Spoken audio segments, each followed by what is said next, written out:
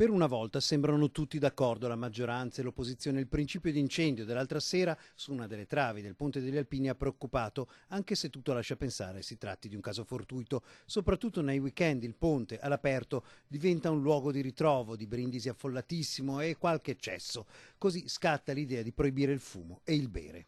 Insomma, Bassano, come gli Stati Uniti negli anni '20, il nuovo proibizionismo, la grande idea è quella di vietare di fumare sul ponte e di bere sul ponte, un po' come tagliare via mezza Bassano praticamente, perché il problema è che il ponte è fatto di legno.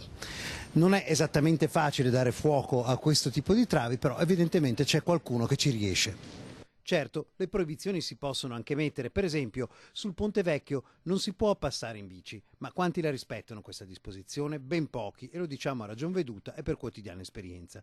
Diciamo che si tratterebbe per lo più di uno strumento per poter intervenire quando le cose si mettono male. Certo, per chi ha la sua attività commerciale sul ponte qualche perplessità resta, ma in fondo molte città storiche hanno già emesso ordinanze simili. Però noi, che amiamo la civiltà del bere e l'aria aperta, in fondo siamo un po' malinconici, rispetteremo le regole, ma come nell'ultima notte prima del proibizionismo, come in C'era una volta in America, ci facciamo l'ultimo brindisi. Non siamo De Niro, ma ci si deve accontentare. E allora a questo punto, in attesa che ci spieghino come può una bottiglia, in realtà parliamo anche del bere, magari dare fuoco al ponte, non ci resta che fare l'ultimo brindisi qua all'esterno sul ponte di Bassano. Evviva a quello che si salverà. Arrivederci.